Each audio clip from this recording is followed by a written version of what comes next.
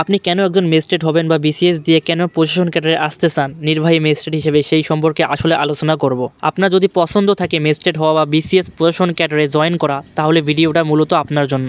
না টেনে একেবারে পুরোপুরি দেখবেন। প্রশাসন ক্যাডারের সুযোগ সুবিধা সবকিছু নিয়ে আপনাদের সাথে আলোচনা করব। প্রথমে আসি পোস্টিং নিয়ে। আপনি যখন একজন ম্যাজিস্ট্রেট হিসেবে জয়েন করবেন সহকারী কমিশনার হিসেবে, এই পদে কর্মজীবন শুরু হবে আপনার এবং উপজেলা বা জেলা পর্যায়ে জেলা প্রশাসকের কার্যালয়ে আপনি কর্মরত থাকবেন। এরপর আপনি হয়ে যাবেন ইউএনও, উপজেলা নির্বাহী অফিসার। উপজেলা পর্যায়ে সর্বোচ্চ নির্বাহী কর্মকর্তা হলেন ইউএনও। ম্যাজিস্ট্রেট পর্যায়ে আপনি কিছু অভিজ্ঞতা অর্জনের পরে আপনার অভিজ্ঞতা হবে, এরপর আপনি হয়ে যাবেন এডিসি, অতিরিক্ত জেলা প্রশাসক। জেলা ভিত্তিক বিভিন্ন শাখার মধ্যে আপনার দায়িত্ব থাকবে। তারপর আপনি হয়ে যাবেন ডিসি বা জেলা প্রশাসক। এরপর হবেন অতিরিক্ত বিভাগীয় কমিশনার, বিভাগীয় পর্যায়ে সহকারী পদ যাকে বলা হয়।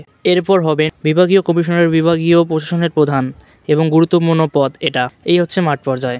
এরপর সচিবালয়ে যদি পোস্টিং হয় আপনার, তাহলে আপনি হয়ে যাবেন অ্যাসিস্ট্যান্ট সেক্রেটারি, সহকারী সচিব হিসাবে জয়েন করবেন মন্ত্রণালয় বা বিভাগীয় পর্যায়ে কিছুদিন কাজ করবেন, পোস্টিং হতে পারে। এরপর সচিব হবেন, এরপরে যুগ্ম সচিব হবেন, তারপর হচ্ছে অতিরিক্ত সচিব হবেন, এরপরে সচিব, এরপরে সিনিয়র সচিব হিসেবে আপনি পদোন্নতি থাকবেন।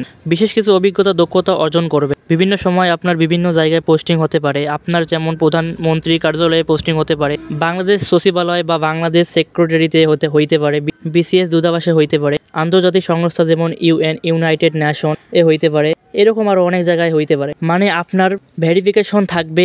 আপনি যখন প্রশাসন ক্যাডারে জয়েন করবেন, এই প্রশাসন ক্যাডারে জয়েন করার অনেক কারণ থাকতে পারে। পদোন্নতি তো থাকবেই, প্রশাসনের চাহিদা থাকতে পারে, বিসিএস এ নিয়মিত অনুযায়ী পদোন্নতি হতে থাকে। এরপর আসেন আমরা যাই প্রশাসন ক্যাডারে আসলে আপনার কি কি সুবিধা থাকতে পারে। 1 নম্বরে দেশের জন্য কাজ করার সুযোগ থাকতে পারে। প্রশাসন ক্যাডারে সরকারি নীতি নির্ধারণ, বাস্তবায়ন, জনসভা কার্যক্রম মাঠ পর্যায়ে যুক্ত থাকতে হয়। সাধারণত মানুষের জীবন মানে সরাসরি অবদান রাখা যায়। এইখানে নেতৃত্ব এর ভূমিকা আছে, আপনি নেতৃত্ব দিতে পারবেন। প্রশাসন ক্যাডার হিসেবে আপনি যখন উপজেলা নির্বাহী অফিসার বা জেলা প্রশাসক, ডিসি থাকবেন কিংবা সচিব থাকবেন, পেশাগত সম্মান ও মর্যাদা আছে।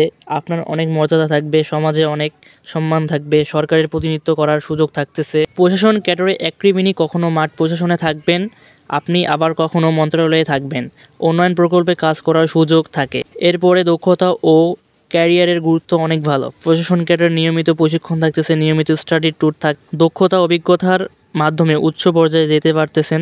ভালো বেতন, সুযোগ সুবিধা, সরকারি সুযোগ সুবিধা, গাড়ি, বাসস্থান, চিকিৎসা ভাতা, এগুলো তো অন্যান্য ক্যাডার থেকে এখানে অনেক বেশি থাকতেছে। আর হচ্ছে সমাজ পরিবর্তনের হাতিয়ার হিসাবে আপনি কাজ করতে পারেন।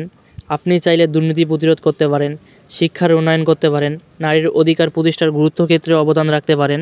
মানে প্রশাসন ক্যাডারে অনেক সুবিধা আছে, অন্যান্য ক্যাডার থেকে এইটা বলে শেষ করা যাবে না। আপনার পছন্দ যদি প্রশাসন ক্যাডার বা নির্বাহী ম্যাজিস্ট্রেট হিসাবে জয়েন করার থাকে, তাহলে স্টাডি করে অনেক পড়াশোনা করো, পড়াশোনার কোনো বিকল্প নেই। আজকের ভিডিও ভালো লাগলে চ্যানেলটি সাবস্ক্রাইব করবেন।